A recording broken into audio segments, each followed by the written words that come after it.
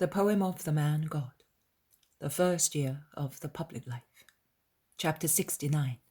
Jesus teaches Judas Iscariot. 3rd of January, 1945.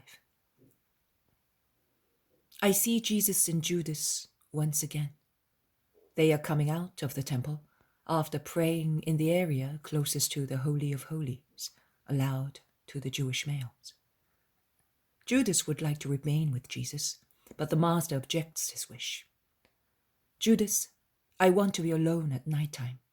At night, my spirit gets its nourishment from the Father.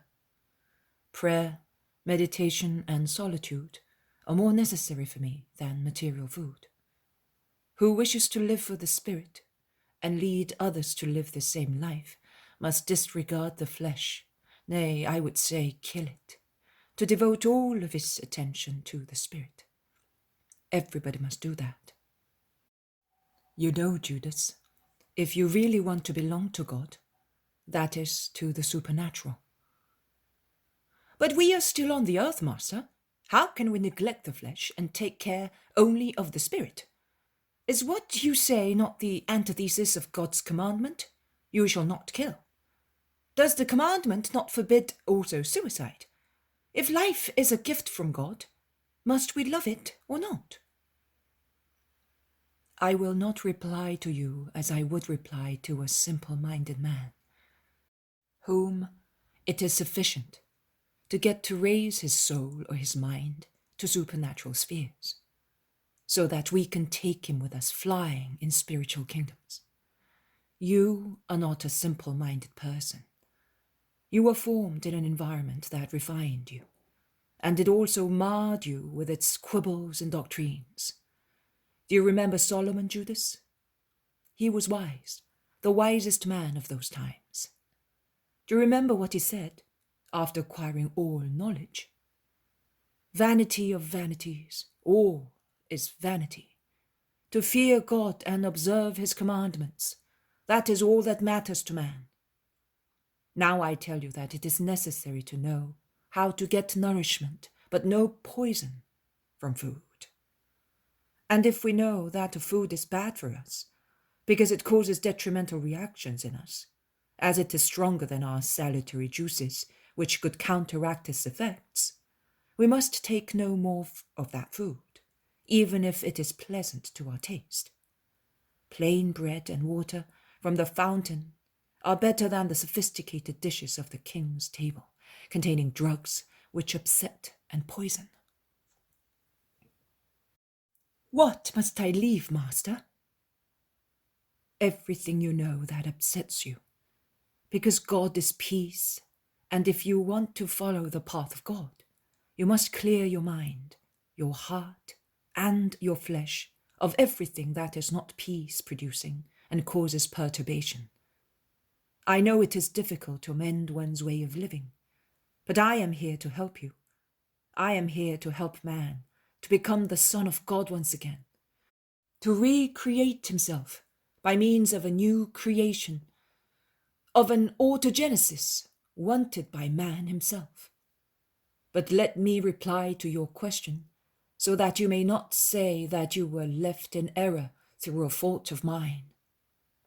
It is true that to kill oneself is the same thing as killing other people. Both our own and other people's lives are the gift of God, and only God, who gives life, has the authority to take it. Who kills himself confesses his own pride, and pride is hated by God. He confesses his pride. I would say his despair. And what is despair but pride? Just think, Judas. Why does one despair? Either because misfortunes persistently perturb him, and he wants to overcome them by himself, but is unable to do so, or because he is guilty and he thinks that he cannot be forgiven by God. In both cases, is it not pride the basic reason? The man who wants to do all by himself is no longer humble enough to stretch out his hand to the Father and say to him, I am not able, but you are. Help me. because I hope and wait for everything from you. The other man who says, God cannot forgive me, says so because measuring God by his own standards, he knows that another person could not forgive him if that person had been offended as he offended God. So here again it is pride. A humble man understands and forgives, even if he suffers for the offense received. A proud man does not forgive. He is proud also because he is not capable of lowering his head and saying, Father, I have sinned. Forgive your poor, guilty son. But do you not know, Judas, that the Father will forgive everything if one asks to be forgiven with a sincere, contrite, humble heart, willing to rise again to new life? But certain crimes are not to be forgiven. They cannot be forgiven. That is what you say, and it will be true only because man wants it to be true. But oh, I solemnly tell you that even after the crime of crimes, if the guilty man should rush to the Father's feet, he is called Father, Judas, just for that. And he is a Father of infinite perfection. And crying, implored him to be forgiven, offered to expiate, without despairing, the Father would make it possible for him to expiate and thus deserve forgiveness and save his soul. Well then, you say that men quoted by the scriptures who killed themselves did wrong. It is not lawful to do violence to anybody, not even to oneself. They did wrong. In their limited knowledge of good, perhaps in certain cases, they had mercy from God. But after the word was clarified, the truth, and has been given strength to spirits with his Spirit, then who dies in despair will no longer be forgiven, neither in the instant of the personal judgment, nor after centuries of Gehenna on doomsday, never. Is that hardness on God's side? No, it is justice. God will say, you, a creature gifted with reason and supernatural knowledge, created free by me. You decided to follow the path you chose, and you said, God will not forgive me.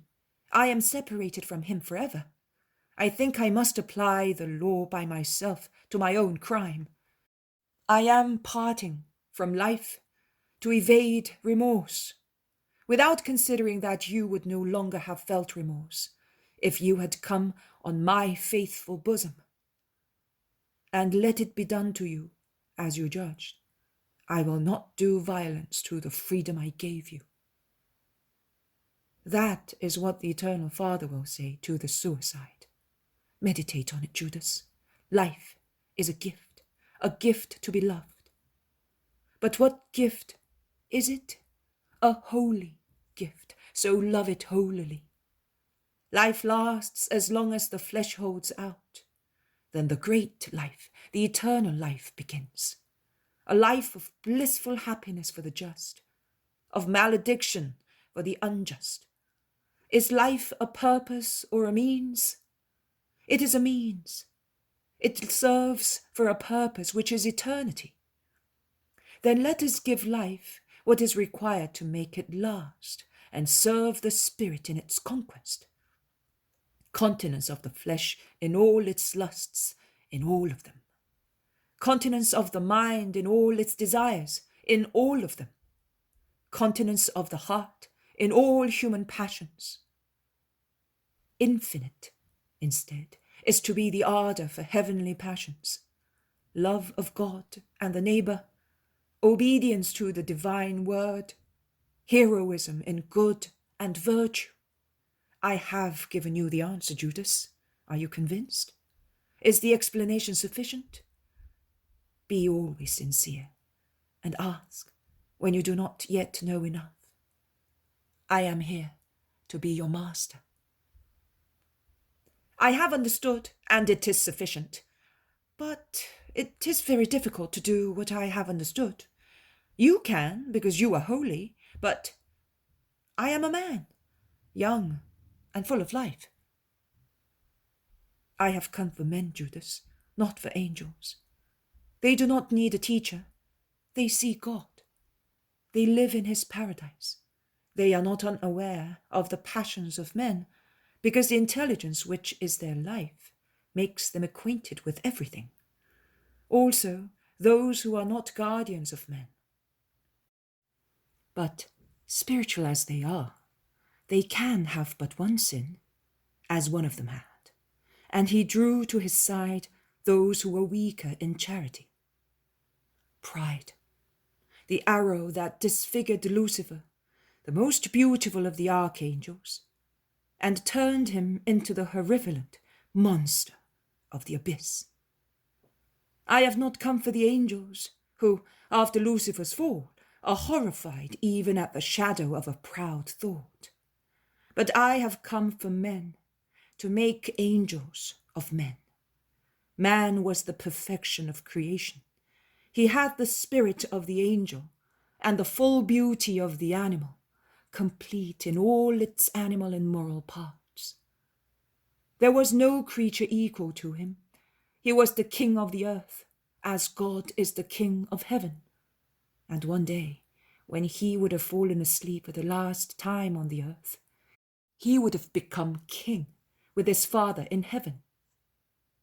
Satan tore the wings off the angel man, and he replaced them with the claws of a beast, and with intense yearning for filth, and lured him into becoming a being which is better described as a man-demon rather than simply a man. I want to eradicate the disfigurement worked by Satan, as well as the corrupted craving of the contaminated flesh. I want to give back to man his wings, and make him once again king, co-heir of the Father and of the celestial kingdom. I know that man, if he is willing, can do what I say, to become once again king and angel. I would not tell you things you could not do. I am not one of the rhetorics who preach impossible doctrines. I have real flesh, so that through the experience of the flesh, I might learn which are the temptations of man.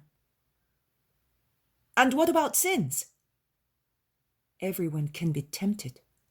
Sinners are only those who want to be such. Have you ever sinned, Jesus? No, I never wanted to sin.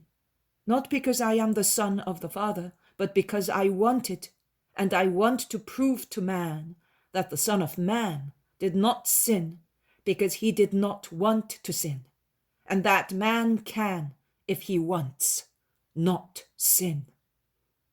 Have you ever been tempted? I am 30 years old, Judas, and I did not live in a cave upon a mountain. I lived amongst men.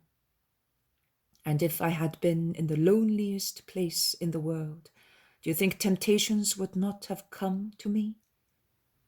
We have everything in us, good and evil.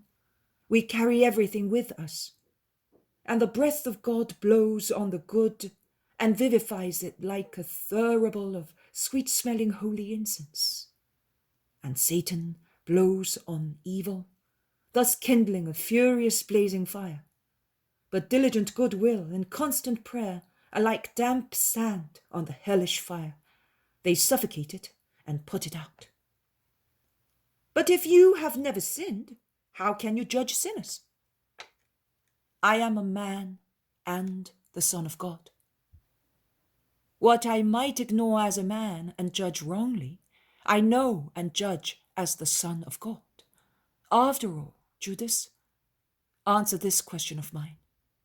Will one who is hungry suffer more by saying, I will now sit down at the table, or by saying, there is no food for me?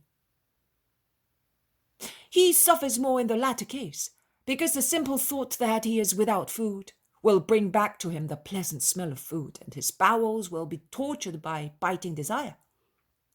Right. Temptation is as biting as that desire, Judas. Satan makes it more intense, more real, more alluring than any accomplished act. Further, the act satisfies and at times nauseates, whereas temptations do not subside, but like pruned trees, they grow stronger and stronger. And have you never yielded? No, never. How did you manage? I said, Father, lead me not into temptation. What? You, the Messiah? You work miracles and you ask your Father for help? Not only for help, I ask him not to lead me into temptation. Do you think that I, simply because I am, can do without the Father? Oh, no. I solemnly tell you that the Father grants everything to his Son, and that the Son receives everything from the Father. And I tell you that everything the Father will be asked for in my name will be granted. But here we are, at Gethsemane, where I live. The first trees can be seen beyond the walls. You live beyond Tophet. It is getting dark already. You had better not come up as far as that. We will meet again tomorrow at the same place. Goodbye. Peace be with you. Peace be with you too, Master. But I would like to tell you another thing. I will come with you as far as to Kidron. Then I will come back. Why do you live in such a humble place? You know, people notice so many things. Do you not know anyone in town with a beautiful house? If you wish, I can take you to some friends. They will give you hospitality because of my friendly attitude towards them, and the house would be more worthy of you. Do you think so? I do not. All classes of people are worthy or unworthy, and without lacking in charity. But to avoid offending justice, I tell you that the unworthy, the mischievously unworthy, are often to be found amongst the great ones. It is not necessary, and it is of no use being influential, to be good, or to hide sins from the eyes of God. Everything will be turned over under my sign, and not who is mighty will be great, but who is humble and holy. But to be respected, to impose oneself. Is Herod respected? Is Caesar respected? No, they are endured and cursed, both by lips and by hearts. And believe me, Judas, on good people, or simply on people of goodwill, it will be easier for me to impose myself with modesty rather than with majesty. But will you always despise the mighty ones? You will make enemies of them. I was thinking of speaking of you to many people I know, and who are influential. I will not despise anybody. I will meet the poor as well as the rich, slaves as well as kings, pure people as well as sinners. But if I have to be grateful to those who supply me with bread and a roof, that I may carry on my work, whatever the roof and the bread may be, I will always give my preference to the humble. The great ones already have so many joys. The poor have but their honest conscience, a faithful love, children, and the joy of being listened to by those who are above them. I will always be bent over the poor, the afflicted, and sinners. I thank you for your good intention, but leave me to this place of peace and prayer. Go, and may God inspire you with what is good. Jesus leaves the disciple and goes into the olive grove, and the vision ends.